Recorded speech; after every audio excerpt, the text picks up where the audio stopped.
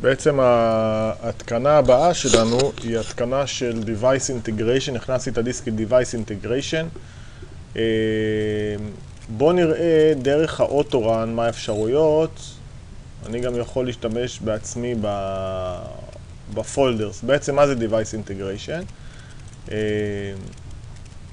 כל הדרייברים, אוקיי? כל הדרייברים שוונדרוור, אפשר לראות גם את התמונה הזאת ולהבין ממנה. כל הדרייברים שוונדרוור דרכו, דרך הדרייברים האלה, וונדרוור מדבר עם התקנים בקרים חיצוניים, עם SQL, עם רכיבים חיצוניים. אז אלה בעצם הדרייברים שאנחנו נצטרך להתקין כאן. מה שאני אתקין זה את... צריך לברדלי. לא, אני מתקין לך בכל מקרה. את הדברים הדפולטיביים אני אתקין. בוא נראה אם אני יכול מכאן להתקין או שזה רק read מפה. home. product update, זה updateים. בוא נראה אם זה יכול להתקין לי. read me. guide to install directly. בעצם מה שהוא עושה הוא בעצם פותח את ה... אנחנו יכולים לעשות את זה בעצמנו. תן לו פרופן. אני הולך ל-DI פולדר. אז ככה, תחת AB יש לי AB... מה אמרנו? כן, זה AB CIP 5. DAS AB CIP 5. זאת ההתקנה הראשונה. למרות שאני לא צריך לברדלי.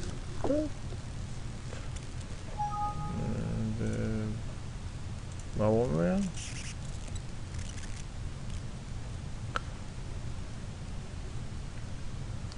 זה נקרא Pre-Requirements. כן, אני עושה את הסנטימל פרוביצ'נס, כולם כל ה... וונדרוור. סימנס, כולם הולכים.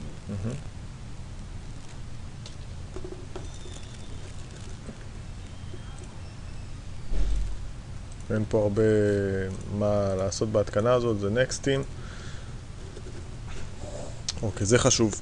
בגלל שאנחנו מבצעים את ההתקנה של ה-Device Integration לפני ההתקנה של InTouch, אז הוא פולט לי פה איזשהו חלון שהוא בדרך כלל נפלט בהתקנה של InTouch, שבו אני מגדיר user במחשב הזה, אני מגדיר user חדש במחשב הזה, שהוא כאילו האדמיניסטרייטור של InTouch, מי שנקרא איש IT של InTouch במחשב הזה. אז אני לא אקרא לו SA, כי ה-SA כבר תפוס ל-SQL Server.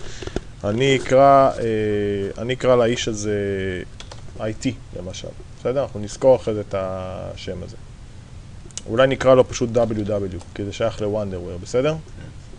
הפסוורד זה יהיה 1, בואו נראה אם הוא יקבל את זה. קונפירם פסוורד 1, create local account. מצוין. WW. צריך לכתוב את זה בתיעוד.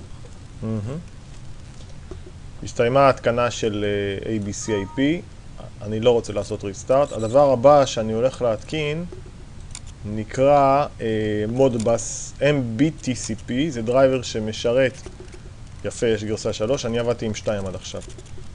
זה דרייבר שמחבר בין התקני Modbus ל-HMI. בואו נראה, גם כאן זה Nextים, והדרייבר האחרון שאני אתקין הוא יהיה של סימנס, הוא נקרא DAS iDirect. מה זה הדס? רגע, נתן לו פה Nextים. מה זה הדס הזה? זה DAS MBTCP, הוא דרייבר של חיבור Modbus. והאחרון נקרא SI Direct, שהוא חיבור של סימנס. אתה רואה DAS iDirect. אני נסיים את ההתקנה הזאת. מסיים את ההתקנה הזאת. והדרייבר, שים לב שיש לך בכל אחד שני סטאפים, רק אחד מהם זה הסטאפ שאתה... אפליקיישן ולא הווינדוס. נכון.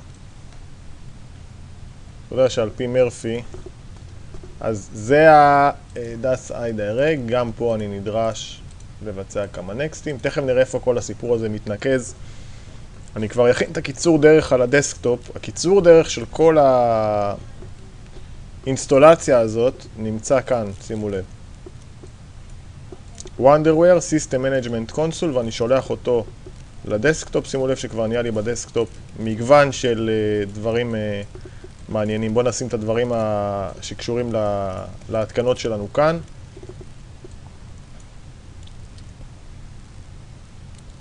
ובעצם אחרי העניין הזה אני סיימתי לדעתי עם Device Integration. יש לנו פה דרייברים של GE גם, זה נקרא DAS GE.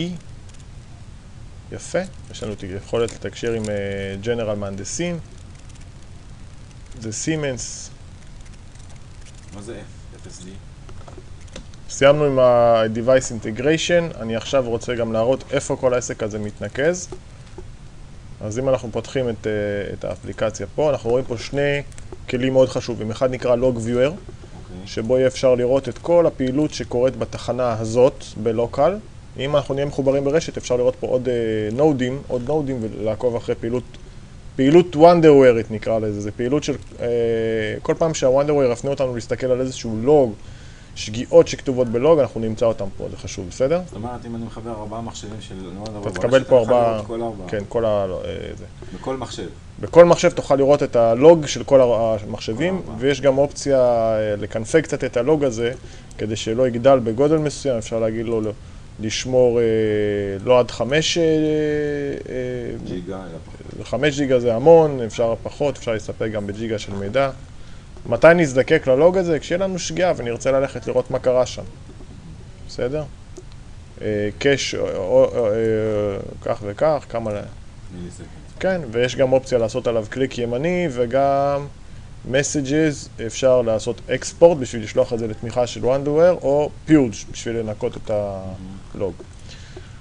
תחת DA Server Manager נוכל לראות את כל ההתקנות שביצענו, נוכל לראות פה את הדרייברים שאנחנו הגדרנו. הנה ה-iDirect, ABCIP, MBTCP.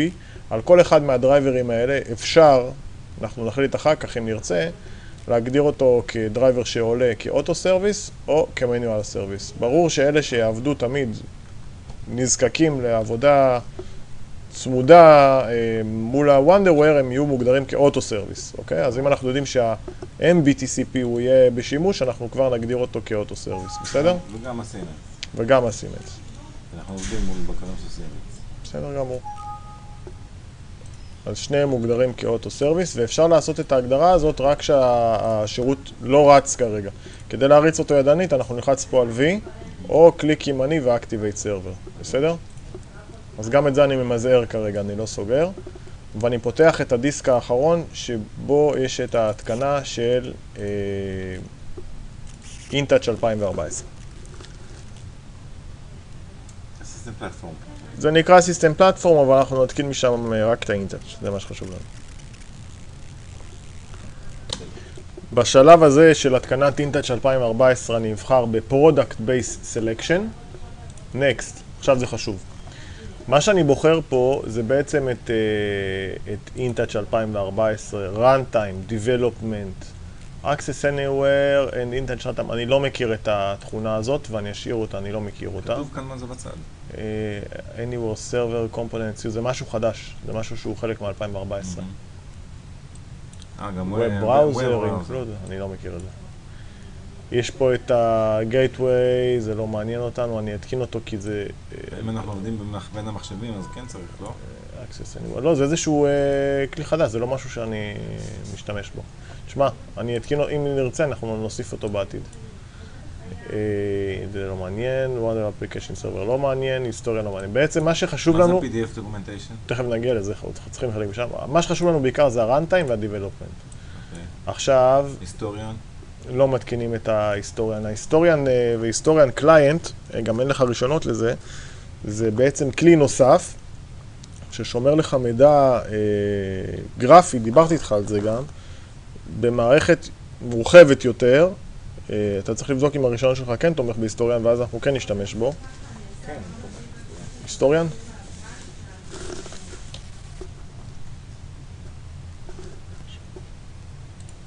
טוב, בזמן ההתקנה מה שאני אבחר כאן זה Product Based Installation. אני בוחר רק את שני האבים הראשונים של Development ו-Runtime. בשלב הבא אני מסמן לו Customize Installation, ואני בוחר כאן את הדברים הבאים. תחת InTouch אני בוחר Runtime Development, אני מוריד את ה-V מה-Demos, אני מוריד את ה-V מה-Recipe Manager ומסמן את 16 Pens Trend, מוריד את ה-V מה-Application, מה-Bootstrap נשאר V, אי אפשר להוריד אותו, ומוריד את ה-License Manager. Next, next, agree.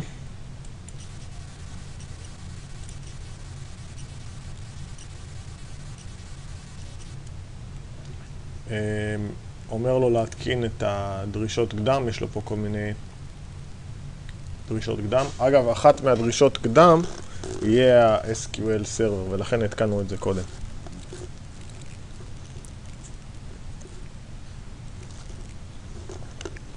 אוקיי, כל הדרישות קדם הותקנו, אני אומר עליו פה Next, Install, ופה יש איזשהו כמה דקות של התקנה. יש לנו עוד הרבה הגדרות, אז אנחנו נעשה את ההגדרות של אחרי ההתקנה בסרטון נוסף, וזה בעצם סרטון שמסיים את התקנת, אני חוזר, Device Integration ו-InTouch 2014, בלי Application Server, רק ה-InTouch עצמו, עם הקונפיגורציות כמו שהגדרנו בהתקנה. מה זה Application Server? Application Server זה בעצם הסביבת IDE שלו שהוא קורא לה, ששם אתה יכול להגדיר קשר אחיד בין האובייקטים עצמם של InTouch, כל האובייקטים הציוריים, לבקר עצמו, ולייצר בעצם כמו Smart Symbols, רק בצורה מנוהלת ברמה הרבה יותר גבוהה. זה הכלי שאנחנו לא צריכים אותו ואנחנו לא משתמשים בו במקרה שלנו. טוב. בסיום ההתקנה הזאת המחשב יבקש לעשות ריסטארט, אז הסרטון הבא יתמקד בפעילויות שאחרי ההתקנה.